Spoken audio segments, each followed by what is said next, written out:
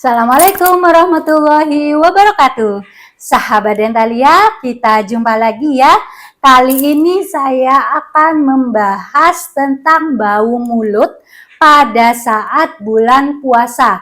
Bagaimana caranya mencegah bau mulut yang tidak enak pada saat bulan puasa. Nah, bau mulut ini sudah pernah kita bahas sebelumnya di video saya tentang bau mulut.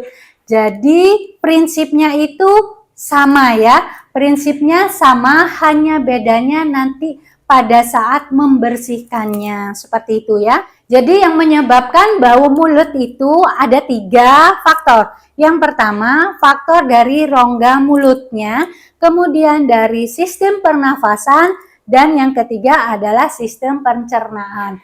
Nah, sekarang kita bahas dari sistem rongga mulutnya. Kalau pencernaan dan pernafasan ini nanti bisa sahabat Dentalia konsultasikan kepada dokter internis ataupun ke dokter THT. Jika tidak ada gangguan pada pernafasan dan pencernaan, kita fokus di rongga mulut. Seperti itu ya. Nah, pada rongga mulut apa saja sih yang membuat bau mulut? Jadi bau mulut itu penyebab utamanya karena nomor 1 kebersihannya. Jadi kalau rongga mulut kita kotor itu sudah dipastikan nanti akan terjadi pembusukan di dalam rongga mulut, dan pembusukan itu yang oleh bakteri itu akan menimbulkan eksudat, akan menghasilkan zat kimia yang berbau tidak sedap dari bakteri tersebut. Jadi kuncinya harus selalu bersih. Nah, gimana cara membersihkannya pada saat bulan Ramadan, pada saat berpuasa? Pada saat berpuasa kita harus membersihkan, di video saya sebelumnya sudah ada ya, kapan waktu sikat gigi yang benar pada saat bulan Ramadan. Jadi yang dianjurkan sesudah sahur dan sebelum tidur malam. Jadi rongga mulutnya harus selalu bersih, dibersihkan dengan sikat gigi, dibantu dental floss, dan jika dibutuhkan menggunakan obat kumur. Nah, itu yang pertama. Jadi rongga mulutnya harus bersih. Nomor 2, rongga mulut tidak boleh ada keradangan. Keradangan itu disebabkan karena apa? Contohnya, karena radang gusi atau disebut juga gingivitis, karena ada gusi yang bengkak. Gusi yang bengkak pasti ada nanahnya, itu pasti ada bakterinya yang menghasilkan zat kimia tadi. Kemudian selain gusinya bengkak atau keradangan pada gusi, yang ketiga adalah karang gigi. Jadi karang giginya harus dibersihkan, karena pada saat berpuasa rongga mulut kita kan tidak beraktivitas nih sepanjang hari. Jadi rongga mulutnya cenderung kering kan. Nah, jika cenderung kering biasanya bakterinya agak banyak. Nah, untuk mencegah itu, kalkulusnya atau karang giginya harus dibersihkan sebelum kita berpuasa supaya mengurangi bau mulut yang tidak enak. Jadi karang giginya harus dibersihkan. Kemudian lidahnya itu harus selalu bersih, dibersihkan menggunakan sikat lidah. Jadi lidahnya tidak boleh ada yang kotor. Kemudian sikat giginya tadi sudah dibantu dengan dental floss ya. Jadi itu salah satu penyebab bau mulut yang paling sering di rongga mulut. Jadi kebersihannya, sikat giginya harus tepat. Kemudian hilangkan semua penyebab bau mulut yang di dalam rongga mulut tadi seperti itu. Dan jika menggunakan gigi palsu, gigi palsunya harus dibersihkan. Gimana caranya? Itu harus disikat juga ya. Jadi kalau gigi palsu lepasan harus dilepas, giginya disikat, gusinya dibersihkan, kemudian lidahnya juga dibersihkan, disikat, dan gigi palsunya juga dibersihkan setiap habis makan, minimal sesudah sahur dan menjelang tidur. Kemudian setelah dibersihkan gigi palsu yang lepasan tadi, jangan digunakan dulu selama tidur. Baru digunakan lagi setelah kita bangun paginya besok pada saat mau sahur ya.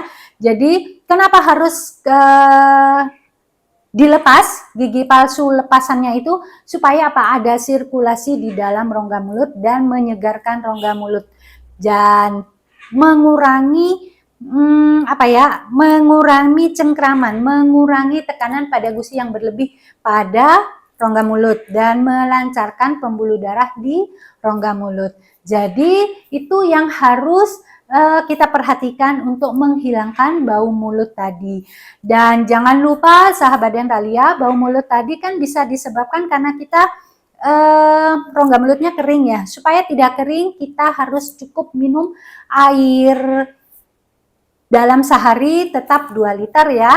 Jadi atau kalau enggak 8 gelas per hari itu minimal, jadi harus terpenuhi supaya kita tidak dehidrasi, tidak kekurangan cairan dalam tubuh. Nah, ada lagi yang perlu diperhatikan yaitu mengkonsumsi makanan seimbang, lengkap dan seimbang. Di situ harus ada buah dan sayur. Kenapa? Karena buah dan sayur di sini sangat penting untuk self cleansingnya di dalam rongga mulut. Jadi tidak hanya untuk kesehatan tubuh kita secara holistik, secara umum, tetapi itu juga membantu kebersihan rongga mulutnya. Dan gunakan gigi kanan kiri secara seimbang, kanan dan kiri, supaya tidak menumpuk debris di salah satu sisi. Jadi makannya harus seimbang kanan dan kiri. Nah, yang paling juga sering menyebabkan bau mulut yang tidak enak itu adalah gigi berlubang. Jadi gigi berlubangnya sahabat Dentalia harus segera diatasi. Mengatasinya dengan cara di video saya sebelumnya sudah pernah kita bahas.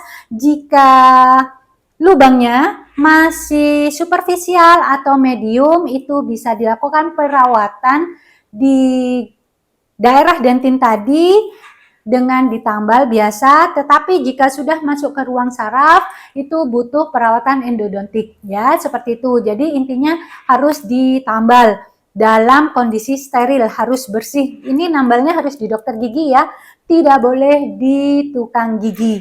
Karena apa? Bahannya dan caranya itu pasti sudah tidak standar kesehatan. Dan penggunaan gigi palsunya tadi juga harusnya di dokter gigi ya, tidak boleh yang bukan dokter gigi, seperti itu ya.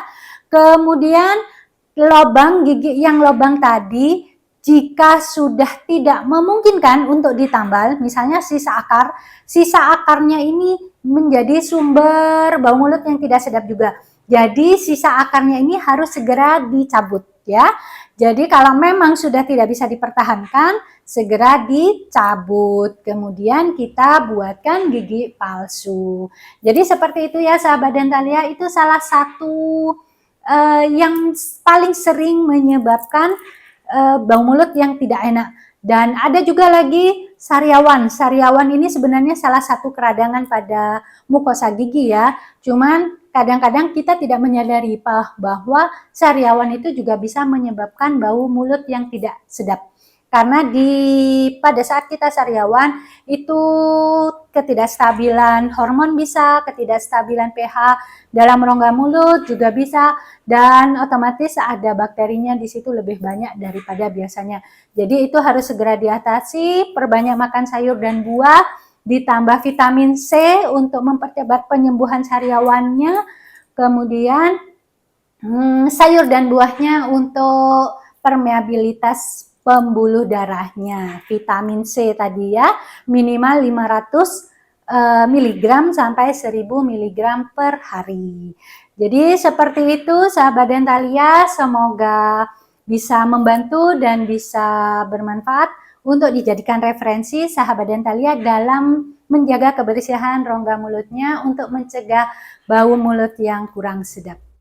Demikian yang saya bisa sampaikan untuk topik kali ini ya sahabat Dentalia. Semoga bau mulut kita tidak mengganggu ibadah puasa kita, seperti itu ya.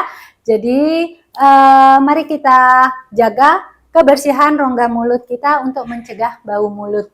Selamat menunaikan ibadah puasa, semoga puasa kita diterima Allah Subhanahu wa taala dan bisa meningkatkan keimanan kita kepada Allah Subhanahu wa taala. Terima kasih banyak. Wabillahi taufiq wal hidayah. Wassalamualaikum warahmatullahi wabarakatuh. Salam sehat.